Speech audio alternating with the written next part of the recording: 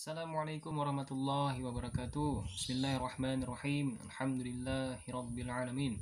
Wassalatu wassalamu ala asyrafil anbiya'i wal mursalin sayyidina Muhammadin wa ala alihi washabihi ajmain. Amma ba'du.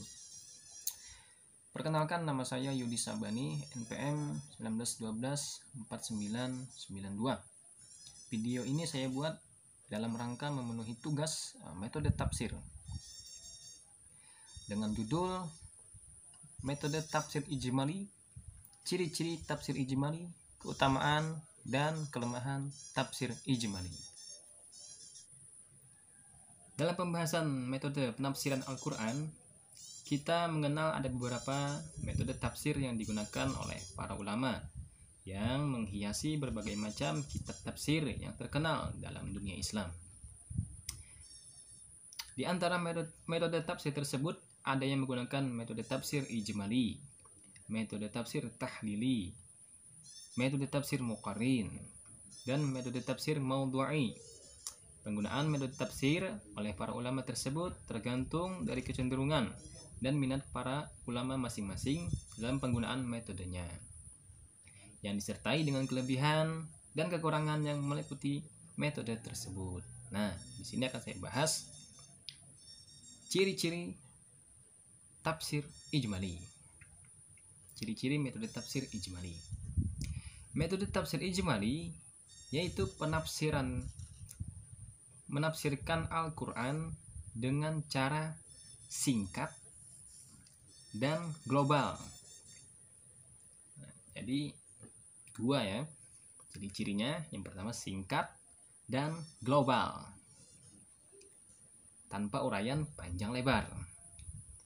Metode ijmali menjelaskan ayat-ayat Al-Quran secara ringkas, tapi mencakup dengan bahasa yang populer, mudah dimengerti, dan enak dibaca.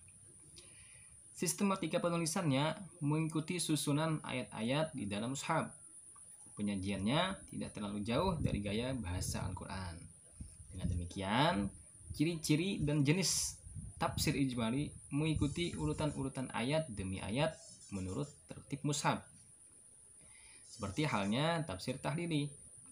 Perbedaannya dengan tafsir tahlili adalah dalam tafsir ijmali, makna ayatnya diungkap secara ringkas dan global, tetapi cukup jelas. Sedangkan tafsir tahlili, makna ayat diuraikan secara terperinci dengan tinjauan berbagai segi dan aspek yang diulas secara panjang lebar. Lanjut ke keutamaan tafsir ijmali. Di sini ada 3 keutamaan. Yang pertama, praktis dan mudah dipahami. Yang kedua, bebas dari penafsiran Israiliyah. Yang ketiga, akrab dengan bahasa Al-Quran. Baik, kita bahas yang pertama, praktis dan mudah dipahami. Tafsir yang menggunakan metode ini terasa lebih praktis dan mudah dipahami tanpa berbelit-belit pemahamannya. Al-Quran segera dapat diserap oleh pembacanya. Pola penafsiran serupa ini lebih cocok untuk para pemula. Tafsir dengan metode ini banyak disukai oleh umat dari berbagai strata sosial dan lapisan masyarakat. Yang kedua, bebas dari penafsiran Israiliyah. Dikarenakan singkatnya penafsiran yang diberikan, maka tafsir ijmali relatif murni dan terbebas dari pemikiran-pemikiran Israiliyah yang kadang-kadang tidak sejalan dengan martabat Al-Quran sebagai kalam Allah yang maha suci. Selain pemikiran Israiliyah, dengan metode ini dapat dibendung pemikiran-pemikiran yang kadang-kadang terlalu jauh dari pemahaman ayat-ayat Al-Quran, seperti pemikiran-pemikiran spekulatif yang dikembangkan oleh seorang teologi sufi dan lain-lain.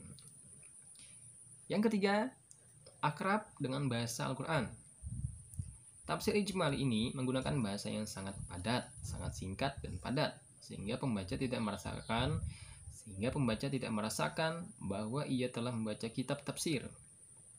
Hal ini disebabkan karena tafsir dengan metode global menggunakan bahasa yang singkat dan akrab dengan bahasa Arab tersebut. Kondisi Kondisi serupa ini tidak dijumpai pada tafsir yang menggunakan metode tahlili, muqarrin, dan maudhu'i. Dengan demikian, pemahaman kosakata dari ayat-ayat suci lebih mudah didapatkan daripada penafsiran yang menggunakan 3 metode lainnya.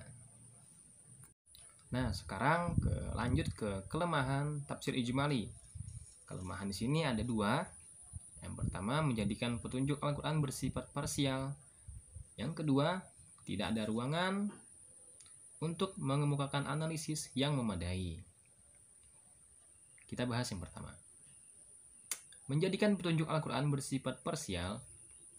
Al-Quran merupakan satu kesatuan yang utuh, sehingga satu ayat dengan ayat yang lain membentuk satu pengertian yang utuh, tidak terpecah-pecah, dan berarti hal-hal yang global atau samar-samar di dalam suatu ayat, maka pada ayat yang lain ada penjelasan yang lebih rinci.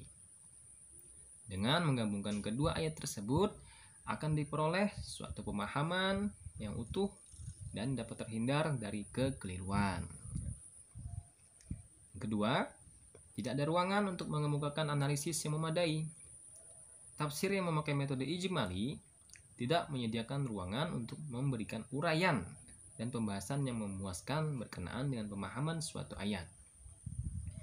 Oleh karenanya, jika menginginkan adanya analisis yang rinci, metode global tidak dapat diandalkan. Ini disebut suatu kelemahan yang disadari oleh mufassir yang menggunakan metode ini. Namun, tidak berarti kelemahan ini bersifat negatif. Kondisi demikian amat positif sebagai ciri dari tafsir yang menggunakan metode global. Demikian yang dapat saya sampaikan. Salah khilaf saya mohon maaf. Saya akhiri. Wassalamualaikum warahmatullahi wabarakatuh.